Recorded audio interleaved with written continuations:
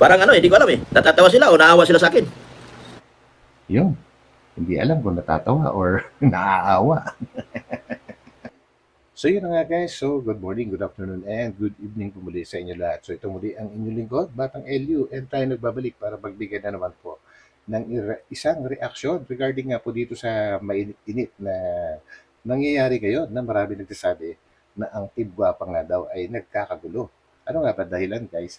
Ito kaya ay dahil sa pagpasok ni Kapeso sa baluarte ng Team Kalingap na kung saan ay dalawang beses na nakasama ni Biancy sa pagla-live po ano. Itong si Kapeso, nako po, at parang may nabanggit sa live. Itong si Biancy na si Kapeso daw ang nag-iisang sumusuporta sa kanya. So ano na nangyari? Ano na nangyari kay Dr. Love na sa hinaba-haba ng panahon na nagsasabing anak-anakan niya si Biancy. So nakikapeso na nga ba ang suporta ni Biancy? And wag na nating ano at wag hindi naman may pagkakaila guys na yung pangalawang live po nila ay mismong channel po ni Kapeso ang ginamit at inulan ng pakulay at pa-Gcash. So lahat 'yon ay mapupunta kay ano, kay Kapeso ko ano. So hindi kaya naiinggit yung isa diyan na kailangan pang manawagan ng manawagan para man lang mapakulayan. So yan guys, samahan po ninyo ako ano at bigyan natin ng reaction nito. And gusto ko lang din ipakita guys yung isang video clip dati na konektado dito sa ating thumbnail na kung saan ay winarningan dati ni Kalinga Prabo ano. Nagkaroon siya ng prediction na talagang tataydo rin ni Kapeso itong si Dr. Love pagdating sa mga sponsors. Nangyari kaya? So, samahan po rin niya ako. Let's go! Inabangan ko yung pagkamay ni ano ni Kapeso saka ni ni Dr. Lab. Pag shake hands nila. Kaninda. Pambira. Saka ni Kano, Wala yung ano. si Canoli saka si sila Kapeso pag nag-shake hands. Ay. Pambira. Doklab, huwag kang magtaka Tatay siya. dyan. Sa Doklab. Tatry rin ka Dok! sa Doklab. Dok, kaibigan ka namin, Dok. Huwag kang magtiwala kay Trust No One, ha? Buti Dok! ako. Si Dok. Shout out si Dok. Dok, shout out. Lihat. Dok! Kung matiwala ka dyan. Kay Trust No One. Tingnan mo. Mas na niya si Pisot. Alam ko, tumatap. Parang si Pisot na yung leader, eh. Ang ano ko yan, sa tingin ko, ang gagawin niya ni Pisot, sisiraan niya ni Pisot si Doklab sa sponsor. Totoo. Kaya, Dok, ikaw dapat ang leader, Dok. Parang iba na yung leader, Dok, eh. Kaya nga eh, ano ko eh. So yun guys, no? At nasabi kanila, lalong-lalo na itong si Kalingap Ian, na nagsalita rin siya na ang mangyayari daw ay tatry rin ni Kapisot or sisiraan ni Kapisot itong si Dr. Lab sa mga sponsors. So nangyari nga ba?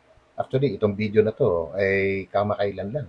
Isang buwan pa lang ang nakakaraan po ano bago pa nakarating sa dait itong si Kapisot. So parang ang bilis naman yata ng mga pangyayari. So tuloy po natin guys at pakinggan natin yung kung anong merong mga sinabi si Kapisot at ito ay isang pagpapatunay na nagkatotoo na nga yung prediction. So ito. Kapisot. May napanood po ako at napanood din nila kahapon. So yung sinasabi niya guys ay may napanood daw siya at napanood din nila. Ang sinasabi niyang nila ay walang iba kundi ang Pamilya Batalero. And una-una guys no ay pasensya na kayo kung bakit putol-putol ang gagawin natin pagre-reaction dito kay Kapisot po ano dahil kailangan din natin umiwas-iwas sa kuryente dahil iba to. So, yan. Ng Pamilya Batalero. Napanood nila kahapon at nagulat din sila sa napanood. Kung ano man yung napanood po nila kahapon daw na ikinagulat nila. Hindi lang si Kapisot ang nagulat, kundi pati ang Pamilya Batalero. Ano kaya yung ikinagulat nila na yon? malamang tungkol na naman ito sa pera. So, tuloy natin. mga kapisot. Kaya ako medyo napaisip ako sa bagay na yon. Napaisip daw siya sa bagay na yon. Ano kaya yung pinag-isipan niya? Nako po. Kaya ako sinasabi na kailangan, kung talaga pong suportado nyo si Beyonce or ang Yan. Sino ba sinasabihan niya dito, guys? Siyempre, yung mga supporters ni Beyonce, na kung saan, sabi ni Kapisot, na kung talagang suportado niyo si Beyonce, ay Pamilya Batalero, hindi nyo po kailangan magpadaan kahit kanino. so, pera yun. Pera na naman yun, no? Kung suportado niyo si Beyonce at ang pamilya Batalero, ay hindi nyo kailangan ipadaan kung kani-kanino. Ano nga ba yung kailangan ipadaan kung kani-kanino? So, tuloy. Sa madaling salita, walang middleman. So, yon sa madaling salita, walang middleman. Sino ba middleman, no? Na sinasabi nito? Sino pa nga ba? Kundi si, diretsahin na natin kasi nagkaroon din ng comment dito, mamaya-maya lang, si Dr. Lab. So, ibig sabihin, pinatutungkalin niyang middleman ay si Dr. Lab, no? Mga pababae man yon, middle woman. Yan. Mapababae man yan, middle woman. Sino naman itong mga babae na pinatutungkulan ni Kapesot? Sino pa ba? Kundi yung mga alam na rin natin na nagtatanggol kay Beyonce, no? Mga nagtatanggol na dinadaanan din daw ng pera. Nako po, sino-sino ba itong mga ito? Kumbaga ay hindi ko sure pero mukhang ang pinatutungkulan niya dito ay walang iba kundi yung sinasabing mga empowered woman. Dahil sa pagkakaalam ko ay dati pang meron na ring alitan itong si Kapisot at ilan sa mga empowered woman na tinatawag po nila. Ano? So, yun. Huwag nang padaanin. Hindi kailangan padaanin sa middleman o kaya sa middle woman. Or middleman. Kasi kung tunay po talaga pagsuporta nyo kay Labian, doon po kayo magdedirekta. Kaya nga So, yun. Kung tunay po talaga ang ano nyo, ay doon kayo magdirekta. So, binabawalan niya. Binabawalan na niya, guys, na padaanin sa dating mga dinadaanan po ng tulong ang middleman at ang middle woman. So, kailangan dumirekta na. So, ano ibig sabihin nito? Ano ibig sabihin? Kinakalaban na niya si Dr. Love at saka yung mga babae. natutuwa dahil unang-una si Beyonce ay nawala na dun sa kabila, malaya na siya So, siya daw ay tuwang-tuwa dahil si Beyonce ay nawala na doon sa kabila. Saan ba yung kabila? Na sinasabi niya, siyempre, dito sa Kalingap, no?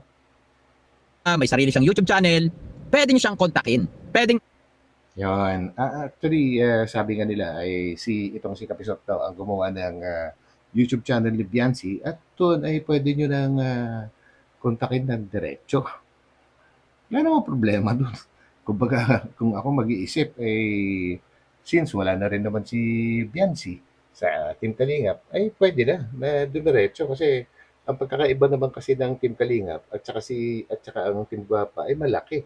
Sa Team Kalingap, ang sitwasyon ni Beyonce dito dati ay isa siyang beneficiary po At ang Team Kalingap bago pa dumating si Beyonce ay meron ng umiiral na rules na hindi pwedeng dumirekta ang sponsor sa pagbibigay or kausapin man lang ang mga beneficiaries. Kasi nga, ang iniwasan dyan, yung mga wakwak. Kasi once na nagkaroon ng direct contact yung mga yan, so mawawala na talaga ang Team Kalingap po. At ang kadalasang mangyayari, nawawakwak. Bakit nagkaroon na rules? Kasi paulit-ulit na rin nangyayari. So yun yung iniwasan, guys. And may karapatan naman ang Team Kalingap na gawin yon na i-control, no? Dahil sila nga po ang tumutulong.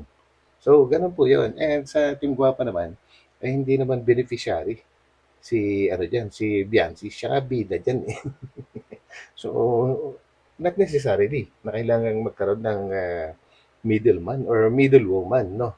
Kasi itong si Kapisot, may sinasabi pa to eh. yung kumbaga hindi na katulad nung nangyari dun sa kabila na may kailangan Yun. So, kino-compare niya yung kabila na sinasabi niya. No? Kino-compare niya, magkaiba nga yun. kailangan pang kung kanino dadaan yung itutulong nyo. Nagigit Alam mo, actually, alam niya yan kung bakit Kanya nga lang ay meron din nakapagsabi na isa sa mga empowered woman na panood ko yon na itong si Kapisot nga daw, kahit alam niyang mali, ay pinagpipilitan pa rin niyang gawing tama. Kahit sa sarili niya, alam niyang mali, ay pagpipilitan pa rin niyang tama. So yun po. nyo. Kasi ang nangyayari, parang wala rin kaibahan sa kabila yung nangyayari sa ngayon.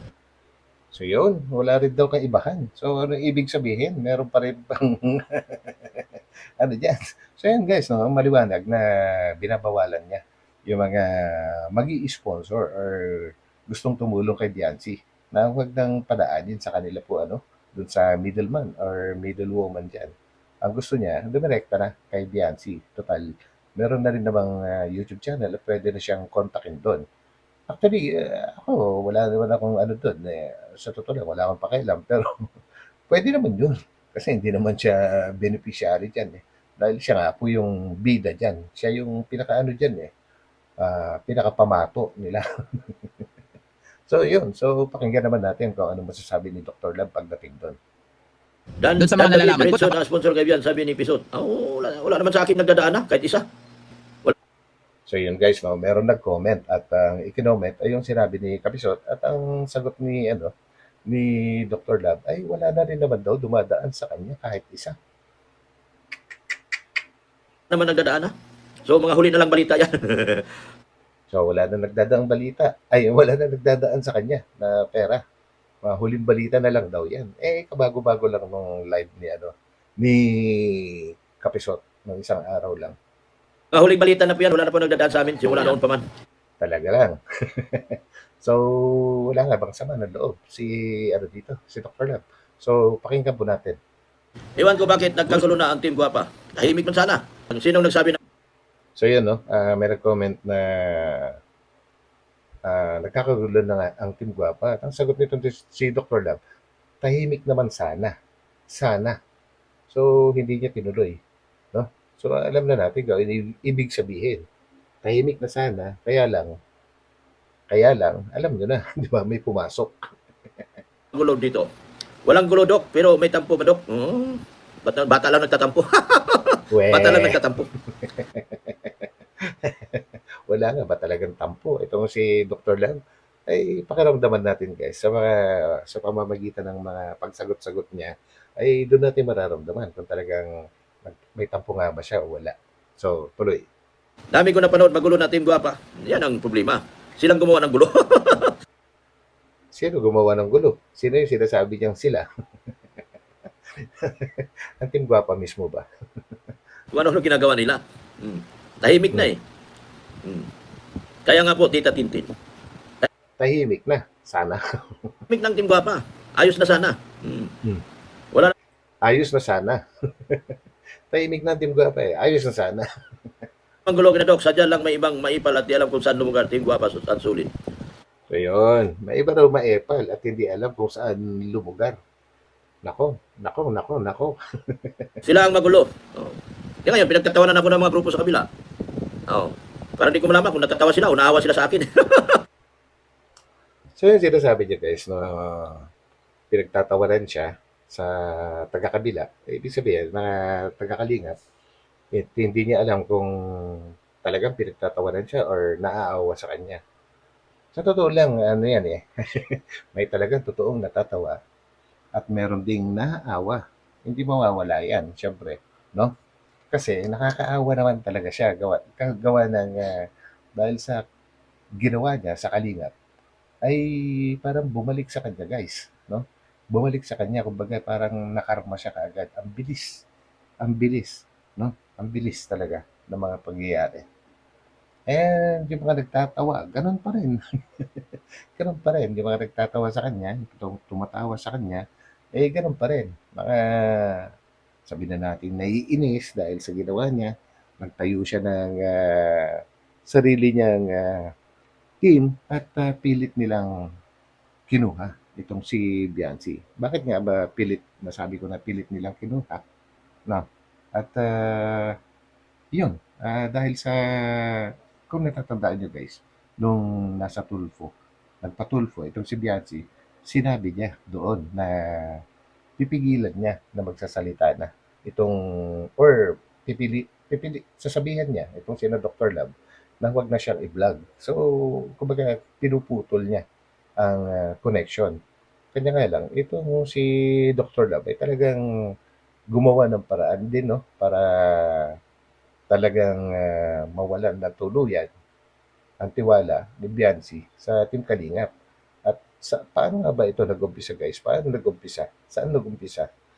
Ay, ano ba guys, kung natatandaan nyo yung huling vlog ng EDC na kung saan ay pumunta sila sa bahay ni Bianci at nagkaayos si Edo at si Bianci, no? At nasabi rin ni Bianci na ang sadyang maingay ay yung nasa paligid niya.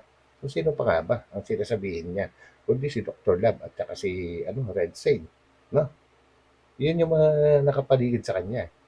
And then, di ba naayos na? Okay na. After that, parang kinabukasan or 2 araw nakakaraan, ay may pinasabog itong si Red Sail na may manyakol nga daw. At itong si tinatawag nilang baby boy dati, no? Ang pinagbibintangan po nila. At isa pa, no? Isa pa, nakagulo rin doon. Pinagumpisahan talaga ito. Ito na talaga, pinagumpisahan ng mainitan ay yung pag-comment. Pag-comment ni Bianci po, sa isang live ni Dr. Lab na sinabi niya doon na kahit anong mangyari, si Dr. Lab ang pipiliin niya. Ibig sabihin, magulo na. Parang nakipagplastikan na rin si Bianci sa nakaraang vlog. No? Na nakipag-ayos siya, tapos kinabukasan, magko-comment siya ng ganun.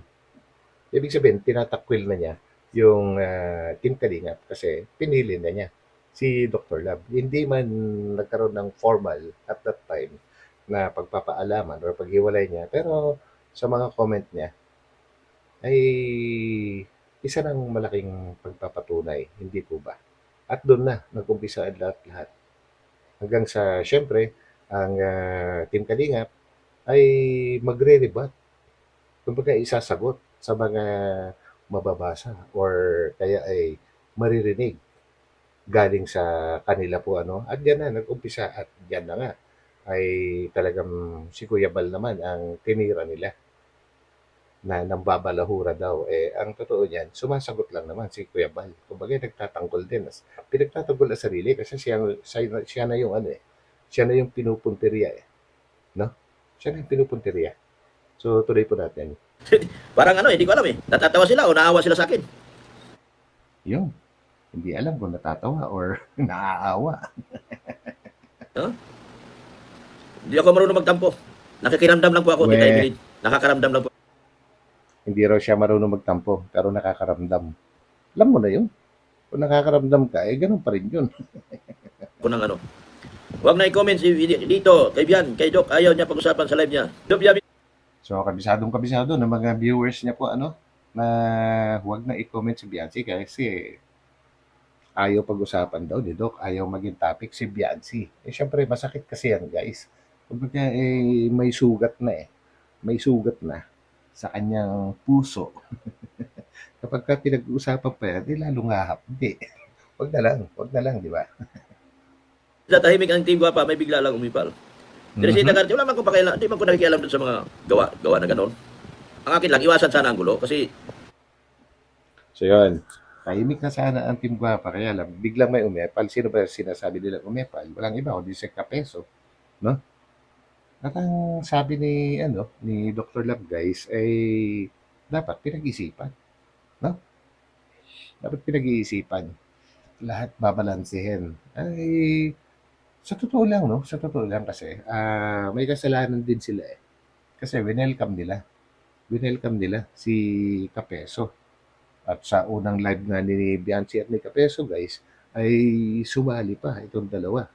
Ito si Dr. Lab at saka si Manas, no? At nagsalita pa itong si Dr. Lab doon na sila daw yung Big Four. Sila daw yung Big Four. So, binibigyang respeto niya itong si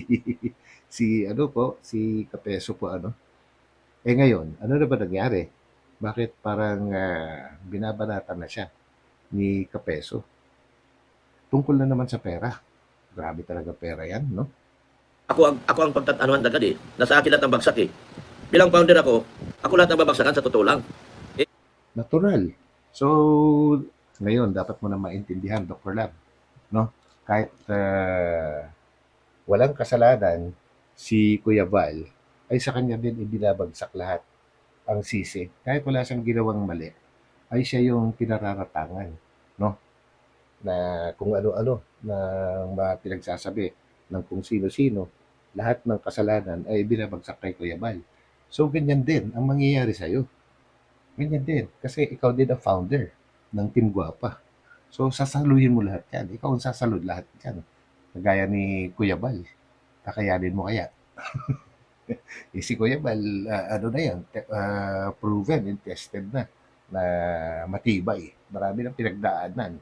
Nako. Kawawa naman ako. Di ba? Ay, Dapat talaga lang. iwasan natin yung ano. Hindi yung bilang ilan na nga lang tayo dito, kakaunti lang tayo, tapos Kunti lang ba sila? Akala ko ba napakarami nila? Ba't ngayon sinasabi niya kukunti lang daw sila? mga di pa na yung mga padalos-dalos na desisyon, yung pang nakapagpasira. Lahat, damay kami. Damay. Sino ba ang talagang sinasabihan niya dito na padalos-dalos kung magdesisyon? Hindi kaya hindi lang si Kapeso dahil bigla na lang silang nag-live ni Biancy or kasama na rin si Biancy sa pinatutungkulan niya dito na padalos-dalos magdesisyon. Kayo nang bahala mag-isip dyan. Hindi lang kami, ako talaga ang pinakagdamay. Pinagtatawanan ako ng Siyempre. tao. Oo naman. Goodbye lang tayo, tingwa pa. Fail kita, Dok. Paano may iwas si Bian sa kisyo kasi ang lumapit sa bahay ni Biancy? Magulo ang mga Kapeso pa rin. Ganyan talaga ang buhay. Siyempre, kagagawan nyo rin yan eh. team pa kasi wala silang tiwala kay Bian, lalo na. Ano ba yan? Uy. Lalo. Grabe. Uy, ano yun?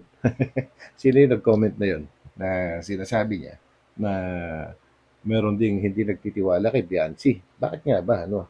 Bakit nga ba may mga hindi na rin nagtitiwala kay Biancy?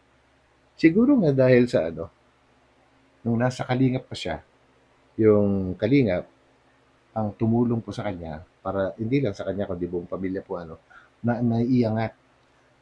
maiangat ang kanilang sitwasyon sa pamumuhay ay tinalikuran niya. No? Tinalikuran niya. Kumbaga dahil sa sa love team lang yun. Kumbaga may nagsasabi na friend zone kaya sumama ang loob. No? Tinalikuran niya ang Team Kalingap. Ngayon, na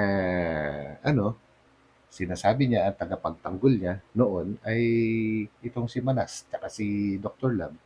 Pero ngayon, may bago na naman pala siyang tagapagtanggol.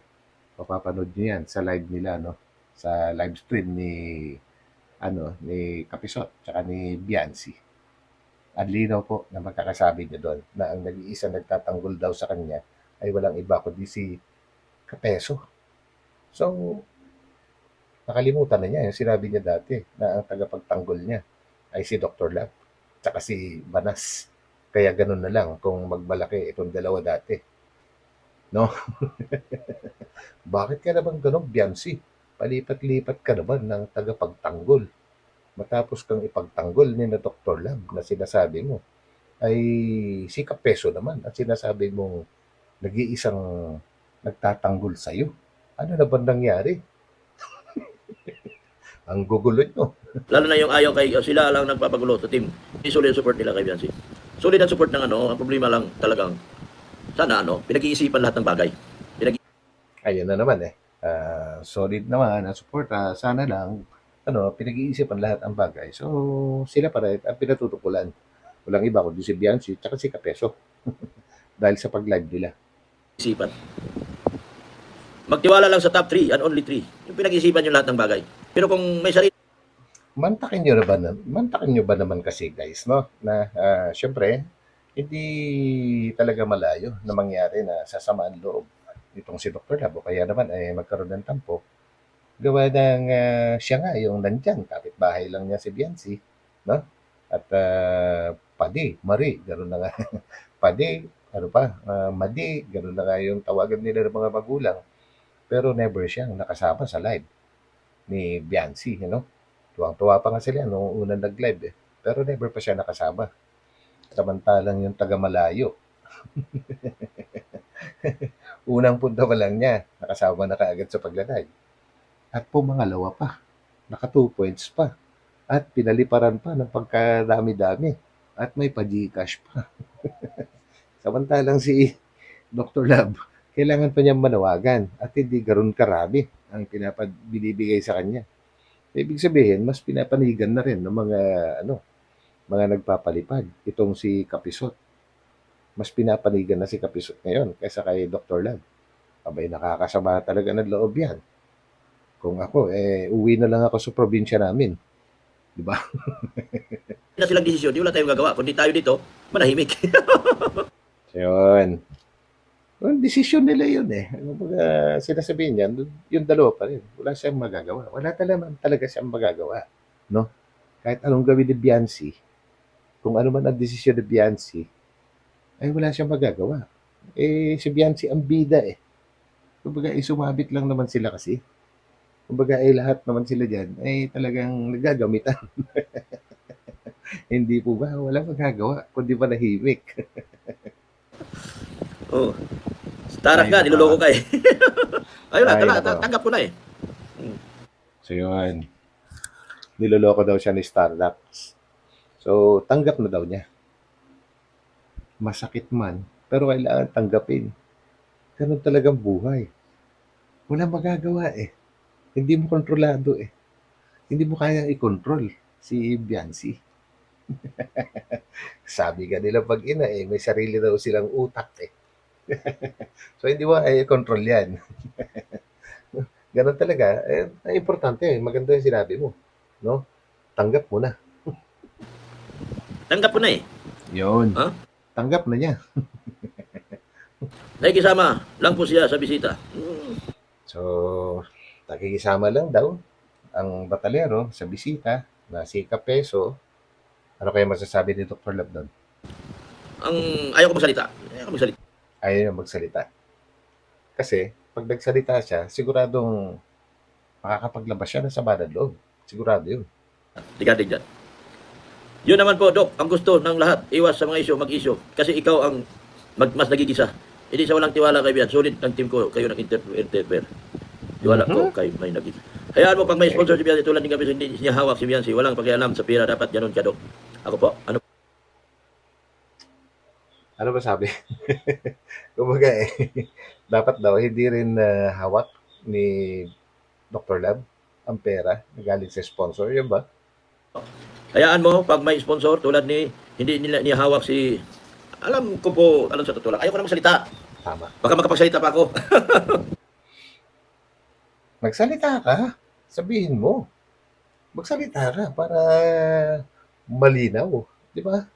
Huwag mong pigilan ang sarili mo. Huwag mong kimkimin. Exactly, hindi tayo nagpapagulo. Ang nag-live, ang nag-cross line. Yun. So, yun. Magulo nga. Alam nila. Alam nila lahat. No? Na yung nag-live. Yung dalawa po ang nag-live dyan eh.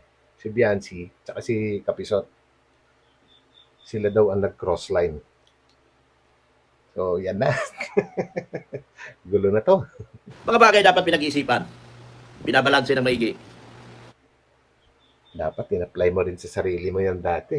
Dapat lahat ng bagay pinag-iisipan at binabalanse. Dapat ginawa mo rin yan. Nako. Ba't ngayon mo lang naunawaan? Dahil nadadamay kami. Kami ni Richie, nanahimik kami, pinagtatawanan kami, dalawa. Lalo na ako, dahil ako ang founder. Ako ang Of course. Ikaw ang founder eh. Sa'yo ang bagsak ng lahat. pinangulo. Dapat pinag-iisipan lahat ng bagay. Hindi yung basta-basta na lang lusob ng lusob. Di ba?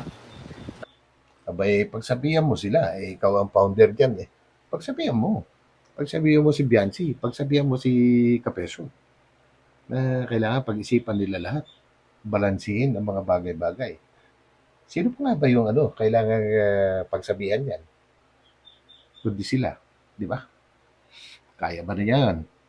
Kakayanin kaya ni Dr. Lab na pagsabihan si Kapeso at si Biancy na pag-isipan muna nila ang bagay-bagay at balansehin?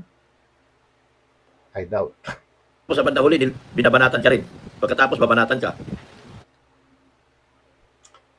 Yun ang napala. Pagdating sa huli, babanatan ka. Ayan, binanatan na nga siya. Oh, di ba? So yun, masakit talaga yan guys. Masakit. Alam ko yan. Kasi bilang founder ng sinasabing kagwapa, siya talaga siya talaga babagsakan ng lahat. Kahit sabihin na hindi niya ginawa, ay sa kanya pa rin babagsak kasi siya yung bubuo dyan eh. Parang si Kuya Bal, kagaya ng na-explain ko kanina, na kahit walang ginagawang mali si Kuya Bal, ay sa kanya pa rin ibinabagsak lahat ng sisi.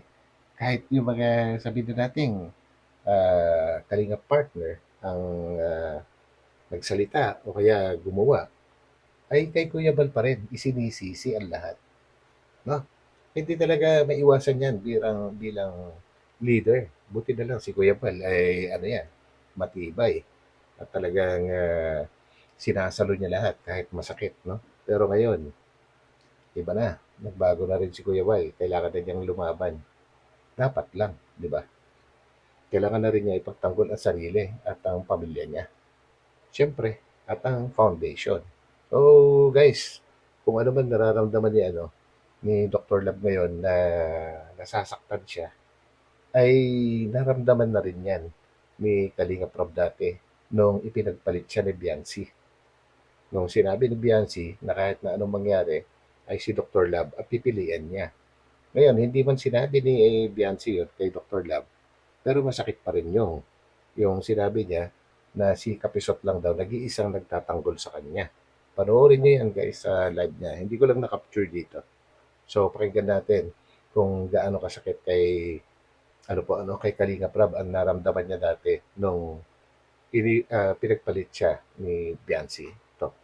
Gawa ng issue para may Sa totoo lang po, kaya ako nasaktan. Di ba nasa vlog ko? Nasaktan ako kasi, di ba may comment si Biancy doon sa post ni Dr. Lab na siya yung pipiliin pa rin bandang huli. Sa totoo lang po, doon po talaga ako nasaktan. Nasaktan ako pero Actually, mas masakit nga itong nangyari kay Kalinga Prab kasi siya lahat ang gumawa siya nagtrabaho, siya tumulong kay Biancy. Hanggang sa huli, siya yung tumulong. Pinaka-main. Meron man binibigay sponsors. Pero mas, pa rin, si Kalinga Prab. No? Si Dr. Lab, ano bang tinulong niya kay Biancy? Halos wala naman. Kumbaga ipinakilala lang niya si Biancy kay Kalinga Prab para matulungan niya. Dahil hindi niya kayang tulungan. Yun lang naman ang pinaka-main na naitulong ni Dr. Lab kay Biancy. Hindi naman niya ipinagtayo ng bahay. Diba? Sabi nga ni Kalinga Prab, mas nakatulong pa nga si Biancy kay Dr. Lab. Dahil maraming naipundar si Dr. Lab sa paggamit niya kay Biancy. Yun yung mas masakit. Diba? lang ako nung mga araw na yun. Hinayaan ko na lang. Kasi, ba't ako nasaktan? Kasi, parang nabaliwala yung mga pinaghirapan ko. No? Ito po, huwag niyo pong i-bash si Viancian. Gusto ko lang mag-open din po sa inyo. Nang naramdaman ko nung mabasa ko yung post na yun. Yung comment ni Vianci dun sa... Nabasa niyo po ba yun? Yung sa Yes. dulo ay ang pipiliin pa rin niya si Doc Lab. Yes. Nasaktan talaga ako dun kasi... Doon nga nag-umpisa lahat guys Doon nag-umpisa lahat. Kumbaga, inumpisahan ni Red Sane sa pag-akusa kay Kalingap Edo. Pero mas matindi yung impact ng comment ni Biancy na yun. Kumbaga, yung pagbulgar or pag-akusa ni Red Sane, kumbaga kayang-kaya pang anuhin yun depensahan kasi wala naman siyang ebidensya. Pero yung kay Biancy, yung ginawa niya kay Kalinga Prab na pinost niya, kinoment niya, na bandang huli, si Dr. Lab pa rin ang pipiliin. Parang sinaksak niya sa likod si Kalinga Prab. Di po ba? Sa lahat ng mga ginawang kabutihan ni Dr. Lab ni Kalinga Prab kay Biancy, ay ipinagpalit niya ito kay Dr. Lab. totoo lang, ang mas nakatulong pa kay Doc, si Biancy. Yun. Anong naitulong ni Doc? Naitulong ni Doc, nailapit sa akin. Yun. Pero si Tama. Biancy, malaki din yung naitulong niya kay Doc. Mas nakatulong pa nga siya kay Doc. Ang daming naipundar ni Doc dahil kay Biancy. Sabi ko Kaya na. nasaktan ako, bakit mas pinili niyang, ba't parang mas grabe yung pasasalamat niya kay Doc, pero sa akin, parang ganun ba? Actually, sa mga reactions, ginagawa kong reaction dati sa EDC, nung halos umpisa pa lang. Kasi every time na magpapasalamat, si Biancy, lagi niyang inuuna si Dr. Love. Ilang beses na ako nag-comment doon. Dapat inuuna niyang pinasasalamatan si Kalinga Prab kasi siya yung tumutulong. No? Pero doon pa lang, nagkaroon na ako ng kaya lang, binabaliwala ko lang, kaya iniisip ko na lang, baka yun talaga yung alam niya.